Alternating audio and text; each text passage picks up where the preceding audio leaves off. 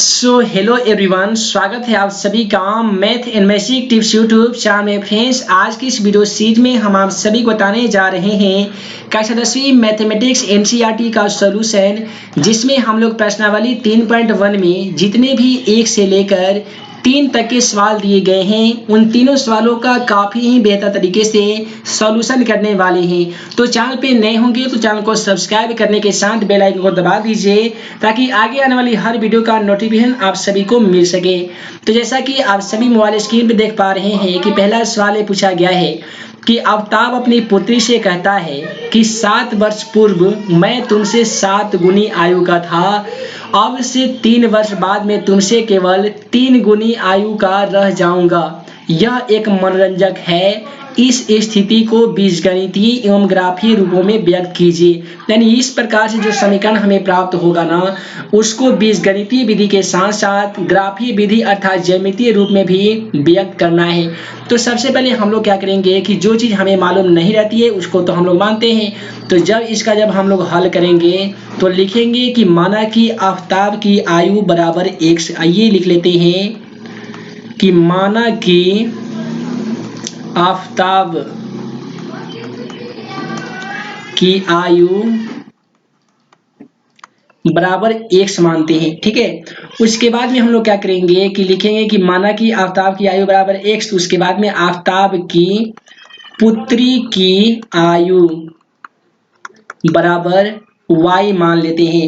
उसके बाद में हम लोग चलेंगे प्रश्न से अर्थात अकॉर्डिंग टू क्वेश्चन। अब प्रश्न क्या बोला है, तो बोला है कि 7 वर्ष पहले, देखिए यहाँ पे हम लोग लिखेंगे कि 7 वर्ष पहले। अब 7 वर्ष पहले का मतलब ये है कि यहाँ पे बोला गया 7 वर्ष पहले यानी x माइनस 7, और 7 वर्ष बाद रहता तो x प्लस 7 लिखते। क्योंकि पहले को हम लोग माइनस कहते हैं, बाद वाले को हम लोग प्लस कहते हैं। तो बोला जा रहा है कि 7 वर्ष पहले मैं, देखिए 7 वर्ष पूर्व यानी पहले मैं तुमसे 7 गुनी आयु का था। मैं तुमसे यानी x माइनस y माइनस 7 को यहाँ पे सेम टू सेम लिख देंगे क्योंकि 7 वर्ष पहले की बात की जा रही है और इसमें हमको गुना करना होगा। 7 वर्ष पूर्व है तो 7 से इसमें गुना कर देंगे। ठीक है, उसके बाद में हम लोग क्या करेंगे कि x माइनस 7 को सेम टू सेम लिखेंगे। 7 में y से गुना कीजिएगा तो 7y हो जाएगा, माइनस 7 में 7 से गुना कीजिएगा तो 7 सते ये 49 हो जाएगा। उसके बाद में क्या करना है कि यहाँ पे आप सभी आसान तरीके से लिख सकते हैं कि x, उसके बाद में प्लस 7y है, बराबर की तरह आने पे ये माइनस 7y हो जाएगा। यहाँ पे आप देखेंगे तो माइनस 49 दिया गया है, ये प्लस यहाँ पे माइनस जो 7 था बराबर के इधर आने पे ये प्लस 7 हो जाएगा। इस प्रकार से जो समीकरण की हमें प्राप्ति होगी ना, वह होगा x माइनस 7y बराबर ये माइनस 49 प्लस 7 मिलकर कितना होता है, तो माइनस 42 हो जाता है। तो इस प्रकार से समीकरण 1 हमारा आ गया है। उसके बाद में हम लोग क्या करेंगे कि लिखेंगे कि पुनः प्रश्न से यानी फिर से प्रश्न क्या कहता है, तो कहता है 3 साल बाद। यहाँ पे देखिएगा तो बोला गया है कि 3, यहाँ पे बोला जा रहा है कि अब से 3 वर्ष बाद। तो यहाँ पे हम लोग लिखेंगे कि 3 वर्ष बाद। तो 3 वर्ष बाद को हम लोग लिख सकते हैं कि x प्लस 3, पहले रहता तो माइनस लिखते लेकिन ये बाद में है तो x प्लस 3 लिखेंगे। उसके बाद में इधर क्या हो जाएगा, तो y प्लस 3 हो जाएगा। इधर आफ्ताब की आयु, इधर आफ्ताब की पुत्री की आयु है। तो 3 वर्ष बाद में बोला जा रहा है कि मैं तुमसे 3 गुनी आयु का रह जाऊंगा, यानी आपको इसमें 3 से मल्टीप्लिकेशन कर देना होगा। वो x प्लस 3 को सेम टू सेम उतार दीजिए। यहाँ पे 3 में y से गुना कीजिएगा तो ये हो जाएगा 3y, प्लस को प्लस लिखिए, 3 में 3 से गुना कर दीजिएगा तो ये हो जाएगा 9। इसे आप सभी ऐसे भी लिख सकते हैं कि ये x है। ठीक है, ये x है। अब ये प्लस 3y है तो बराबर के आने पे ये माइनस 3y हो जाएगा, बराबर में बचेगा 9। जरा ध्यान दीजिएगा ये प्लस 3 है, बराबर की तरफ जाकर क्या हो जाएगा, तो माइनस 3 हो जाएगा। यानी x माइनस 3y बराबर ये 9 में से 3 जब माइनस करते हैं तो कितना बचता है, तो दोस्तों ये बचता है 6, जो कि हमारा ये समीकरण 2 हो जाएगा। तो क्वेश्चन के हिसाब से हम लोग इसको बीजगणितीय के रूप में तो व्यक्त कर ही दिए हैं, आइए इसको ग्राफीय विधि के रूप में व्यक्त कर लेते हैं। तो उसके लिए सबसे पहले आप सभी को इस प्रकार से ग्राफ का पेज लेना होगा। आप यहाँ पे ग्राफ का पेज के हिसाब से बना सकते हैं। यहाँ पे सबसे पहले क्या करते हैं हम लोग कि मान बैठाते हैं, ठीक है। तो यहाँ पे अगर समीकरण 1 से अगर मान हम लोग बैठाते तो दो इस तरीके से डब्बा बनाना पड़ता है हम लोगों को। एक बनाते हैं x का तो दूसरा बना लेते हैं y का, ठीक है। तो इस प्रकार से आप बना लीजिएगा। एक में लिखिएगा x तो दूसरे में लिखिएगा y। अब यहाँ पे ध्यान देने वाली बात यह है कि x का मान यदि हम लोग 0 रखते हैं इस समीकरण में, x का मान जब यहाँ पे 0 रख के देख लीजिएगा तो y का जो आपका मान आ जाएगा वो आएगा 6। इसी प्रकार से x का मान रखिएगा -42 ना, देखिए x का मान माइनस अगर 42 लिखिएगा तो y का मान ऑटोमेटिक आपका 0 आ जाता है। उसी प्रकार से यदि आप समीकरण 2 से चलेंगे, समीकरण 2 में x और y का मान का यहाँ पे अगर ढूंढेंगे तो आपको क्या मिलेगा, आइए बताते हैं। यहाँ पे x यहाँ पे y, यदि आप समीकरण 2 में x का मान 0 रखते हैं तो y का मान -2 आएगा, ज्ञात करके देख सकते हैं। उसके बाद में फिर से हम x का मान अगर 6 रखते हैं तो y का जो मान आ जाएगा ना वो 0 आ जाएगा। तो आपने देखा कि हम लोग समीकरण 1 के माध्यम से यहाँ पे दो मान सारणी बना लिए हैं, एगो x का दूसरा y का। उसके बाद में हम लोग ग्राफ पेपर पे चलिए इसका सॉल्यूशन करते हैं। जब ग्राफ पेपर पे चले आइएगा तो जो पहला खंड हमारा कुछ इस प्रकार से बना था जिसमें x और y का मान मौजूद था, ठीक है। इस प्रकार से हम लोग बनाए थे जिसमें ये x था दूसरा y था, एक में मान था कितना तो ये 0 था, दूसरे में 6 था, यहाँ पे था दोस्तों -42, यहाँ पे था 0। ये पहले समीकरण के लिए, ठीक है, समीकरण 1 के लिए। समीकरण 2 से चलिएगा तो समीकरण 2 में भी हम लोग इसी प्रकार से ये बॉक्स बनाए थे जिसमें x और ये y का मान मौजूद था। x वाला में था यहाँ पे 0 था, ये 6 था, ये 0 था, ये -2 था। अब आपको क्या करना है कि इस रेखा में आप स्केल से इस प्रकार से एक रेखा को खींच सकते हैं। जैसा कि आप सभी देख पा रहे हैं कि हम ये जो वीडियो की शूटिंग कर रहे हैं ये डिजिटल बोर्ड नहीं बल्कि पेन टैबलेट के माध्यम से कर रहे हैं, जिसके कारण यहाँ पे ग्राफ बनाने में कुछ कठिनाइयों का सामना करना पड़ सकता है। लेकिन आप यहाँ पे समझ लीजिएगा, उसी के अकॉर्डिंग आप अपने कॉपी में इस प्रकार से रेखा को खींच सकते हैं, ठीक है। अब उसके बाद में ऐसा ग्राफ को खींच लीजिएगा। अब यहाँ पे देखिए ये 0 होते हैं, ठीक है। अब 0 से यहाँ पे आपको चलना है 6 तक। तो जब 0 से 6 जाइएगा तो लगभग आपको मान लेते हैं कि यहाँ पे कटेगा, ठीक है। 0 से 6 आपका यहाँ पे कट गया है। उसके बाद में चलिएगा तो x में देखना है -42 और y में देखना है 0। तो आप माइनस वाला देखिए, ये जो पार्ट होते हैं ये माइनस वाला होते हैं, इधर वाला भी माइनस वाला होते हैं। तो मान लेते हैं -42 आपका यहाँ पे आ जाएगा, ठीक है। ग्राफ से बनाइएगा तो आपको बेहतर समझ में आएगा। तो यहाँ पे आ गया है 0,6, उसके बाद में यहाँ पे आ गया है -42,0। यहाँ पे लिख सकते हैं -42,0। यहाँ पे हम सभी लिखेंगे 0,6। उसके बाद में आप ग्राफ पे इस प्रकार से स्केल रख के ये दोनों रेखा को एक दूसरे से कटा दीजिएगा। उसके बाद में क्या करना है कि जब हम लोग दूसरे बक्स से चलेंगे तो यहाँ पे देख पाएंगे x में चाहिए 0 तो y में चाहिए -2। तो यहाँ पे देख लीजिए ये वाला जो पार्ट होता है ये x का होता है, ये x डैश होता है, ये वाला पार्ट y का होता है और ये होता है y डैश। यहाँ पे ध्यान दीजिएगा ये जो 0 है ये x के लिए भी है और y के लिए भी है। यही कारण है कि इसको मूल बिंदु बोलते हैं और मूल बिंदु का निर्देशांक कितना होता है तो दोस्तों 0,0 होता है। अब यहाँ पे ध्यान देने वाली बात ये है, हमको बोला गया है 0,-2। तो देखिए 0 और ये -2 वाला पार्ट यहाँ पे आएगा तो आपका 0,-2 यहाँ पे कट जाएगा। उसके बाद में आपको चाहिए समीकरण 2 में 6,0। तो देखिए 6,0 कहाँ पे आ जाएगा तो दोस्तों 6 और कोमा ये जो 0 है ये लगभग यहाँ पे आ जाएगा 6,0। और इस प्रकार से जब इस रेखा को आप कटाइएगा इस प्रकार से, अगर आप ग्राफ में कटाते तो ये दोनों रेखा कहीं ना कहीं जाके इस प्रकार से कट जाती और जहाँ पे कटती है वो 42,12 होता है। ध्यान रखिएगा 42,12 होता है। यानी जो हम लोग x माने थे आफ्ताब की आयु जो था वो 42 वर्ष हो जाएगा, उसकी पुत्री की आयु कितना हो जाएगा, y का मान 12 हो जाएगा। हालांकि इस सवाल में आपसे आयु ज्ञात करने के लिए नहीं बोला गया था, इसीलिए आपको इसी प्रकार से ग्राफ बनाने के साथ छोड़ देना है। आइए दूसरा क्वेश्चन का सॉल्यूशन देख लेते हैं।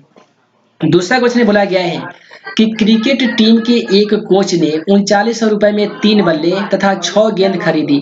बाद में उसने एक और बल्ला तथा उसी प्रकार के 2 गेंद खरीदी जो 1300 रुपए में खरीदी। इस स्थिति को बीजगणितीय तथा ज्यामितीय रूपों में व्यक्त कीजिए। तो उसके लिए आपको सबसे पहले क्या करना होगा कि आप सभी को मालूम होगा कि ऐसे सवालों में तो हमको तो मानना पड़ता ही है। तो लिखेंगे कि माना कि एक बल्ले की, यहाँ पे लिखेंगे कि माना कि एक बल्ले की मूल्य बराबर कितना मानते हैं, x मानते हैं। उसके बाद में हम लोग फिर लिखेंगे कि माना कि एक गेंद का मूल्य बराबर y मान लेते हैं।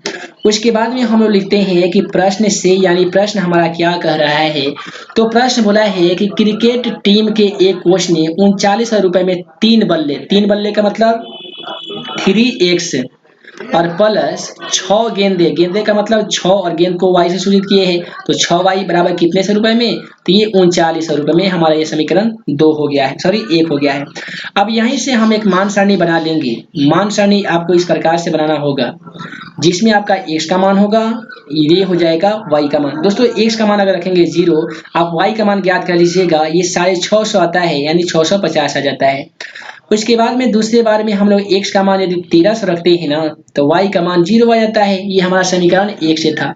उसके बाद में यहाँ पे हम लोग लिखते हैं कि पुनः प्रश्न से, यानी दोबारा प्रश्न हमारा क्या बोला था, तो दोबारा प्रश्न बोला था कि ठीक उसी प्रकार एक और बल्ला तथा उसी प्रकार का 2 गेंद 1300 रुपए में देता है। यानी पुनः प्रश्न यहाँ पे 1x लिख सकते हैं, एक बल्ले का मूल्य, या केवल x भी लिख सकते हैं, प्लस 2 गेंद यानी 2y लिख सकते हैं, बराबर कितना रुपया, तो 1300 रुपया। ये आपका समीकरण 2 बन जाएगा। उसके बाद में यहाँ से भी आप मान इस प्रकार से बनाइएगा ना, तो आपका 100 y का मान यहाँ पे निकालना होगा। तो देखिए x का मान यदि आप 100 रखते हैं ना, तो y का मान दोस्तों जो आएगा वो कितना आ जाएगा, तो ये 400 आ जाएगा। आप निकाल कर देख सकते हैं, ये 400 आ जाएगा। उसके बाद में यदि x का मान या आप यहाँ पे अगर 1300 रखते हैं, तो y का मान फिर से कितना आ जाएगा, तो ये 0 आ जाएगा। ये दोनों बक्स का मान निकालने के बाद आप सभी को ग्राफ पेज पे चले जाना होगा, और यहाँ पे एक रेखा कहीं पे आपको इस प्रकार से खींच देनी है, ठीक है।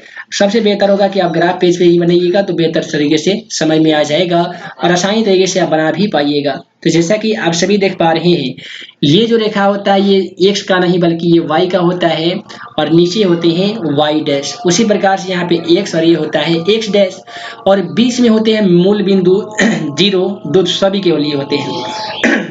यहाँ पे आप देखिएगा, तो ये जो रेखा है ये 100 लेकर चलना है, ठीक है। पहले जो सारणी से चलेंगे तब बोला गया x में 0, तो x में तो 0 यहाँ पे हो गया। उसके बाद में अगर y में चलेंगे तो हमको शायद 6 से चाहिए, तो देखिए 100, 200, 300, 400, 500, 600, इसका आधा कर लेंगे, यहाँ पे 650 मिलेगा। तो आप यहाँ पे लिख सकते हैं कि 0,650, ये हमारा यहाँ पे कट गया है। उसके बाद में दूसरे समीकरण से चलेंगे, तो यहाँ पे देखिए बॉक्स यहाँ पे फिर से हम लिख देते हैं, इस प्रकार से था, ये x था, दूसरा y था। यहाँ पे था दोस्तों कितना, तो ये 0 था, तो आप यहाँ पे 0 लिखेंगे, ये 650 था। यहाँ पे था फिर 1300, और यहाँ पे था 0, समीकरण 1 से। अब आपको चाहिए x में 1300, इसमें आइएगा तो 1300 यहाँ खोलिए। देखिए इसको हम मान लेते हैं 100 मानते हैं, 200, 300, 400, 500, 600, 700, 800, ऐसे ऐसे करते करते बहुत ज़्यादा दूर तक जा सकता है। मान लेते हैं हम यहाँ पे, मान लेते हैं कि यहाँ पे मेरा कितना आ जाएगा, 1300 आ जाएगा। तो यहाँ पे आप लिख सकते हैं कि 1300,0, और ये दोनों रेखा को आपस में इस प्रकार से ले जाकर कटा देना है। आप बेहतर तरीके से कटा लीजिएगा। जब समीकरण 2 से आइएगा, तो समीकरण 2 का जो बॉक्स में मान सारणी जो हम लोग रखे थे वो कितना रखे थे, आइए यहाँ पे देख लेते हैं। ये x हो गया और ये y हो गया, ठीक है। यहाँ पे हम y का मान लिख लेते हैं। दूसरा वाला बॉक्स में x का जो मान था वो 100 था, तो y का मान 400 था। इसमें था 1300, तो ये था 0। तो ध्यान दीजिएगा, x में हमें चाहिए 100, तो यहाँ पे माएंगे, मान लेते ये हमारा 100 मिल गया, ठीक है। और y में चाहिए 400, तो ये 100, 200, 300, 400 यहाँ पे आपका मिल जाएगा ये वाला। तो ये वाला रेखा यहाँ पे आपका कट जाएगा, ठीक है। और जहाँ पे जब रेखा काट देगा ना, तो देख लीजिए यहीं पे आपका इस प्रकार से ये आएगा, लगभग इस प्रकार से आएगा ग्राफ। तो यहाँ पे आप कर लीजिएगा, x का जो मान आ जाएगा वो आ जाएगा दोस्तों 1300, y का मान 0 आ जाएगा, यानी जो एक बल्ले का मूल्य है वो 1300 रुपया है, और उसके साथ गेंद का कोई मूल्य नहीं है। अगला सवाल देखिएगा क्वेश्चन नंबर 3 में। तो क्वेश्चन नंबर 3 में बोला गया कि 2 केजी सेब और 1 केजी अंगूर का मूल्य किसी दिन 160 रुपया था। तो सबसे पहले आपको क्या करना होगा कि लिखना होगा कि माना कि सेब का मूल्य बराबर x मान लीजिए, उसके बाद में अंगूर का मूल्य y मान लीजिए। उसके बाद में आप लिखिएगा प्रश्न से, प्रश्न क्या कर रहा है कि 2 केजी सेब, सेब को हम लोग x माने हैं, तो लिखेंगे 2x प्लस 1 केजी अंगूर यानी 1y, या केवल y लिख सकते हैं, बराबर किसी दिन कितना था, तो 160 था। तो आप लिखेंगे 160, ये हमारा समीकरण 1 बन गया है। अब इसी से आपको मान सारणी तैयार करना होगा। इस प्रकार से मान सारणी तैयार कर लीजिएगा x का y का। तो x में रखिएगा 0, तो ये आपका 160 आ जाएगा, ठीक है। इसमें रखिएगा 80, तो ये आपका 0 आ जाएगा। उसके बाद में लिखिएगा कि पुनः प्रश्न से, यानी फिर से प्रश्न क्या बोला है, तो फिर से प्रश्न बोल रहा है कि 4 केजी सेब यानी 4x प्लस 2 केजी अंगूर यानी 2y बराबर कितना रुपए था, तो 300 रुपए था। ये आपका समीकरण 2 हो गया है। अब यहाँ से भी आप मान सारणी तैयार करके आराम से ग्राफ को खींच सकते हैं, ये x y हो जाएगा। अब यहाँ पे देखिए x का मान 0 रखिएगा तो y का मान जाहिर सी बात है 150 आ जाएगा। उसके बाद में x का मान 75 रखिएगा तो y का मान कितना आएगा, 0 आएगा। उसके बाद में आप इस प्रकार से ऐसे पेपर पे आइएगा और ग्राफ की रचना करके आसान तरीके से ग्राफ कटा लीजिएगा, और इसमें आपका x और y का मान कितना कितना आएगा कमेंट बॉक्स के माध्यम से इसका आंसर आप बता सकते हैं। वीडियो लंबी ना हो जिस कारण मैं इस वीडियो को यहीं पेंट करता हूं। उम्मीद है आज का यह वीडियो आप सभी को पसंद आया हो। तो वीडियो को लाइक करें, अपने दोस्तों के साथ शेयर करें। ऐसे ही एनसीईआरटी का प्रत्येक चैप्टर का सॉल्यूशन पाने के लिए आप हमारे YouTube channel math in my English को सब्सक्राइब करना बिल्कुल ना भूलिएगा। तो है दोस्तों, मैं मुकीम अंसारी, जल्द मिलूंगा अगले वीडियो में नए क्वेश्चन के साथ। तब तक के लिए वीडियो देखने के लिए बहुत बहुत धन्यवाद।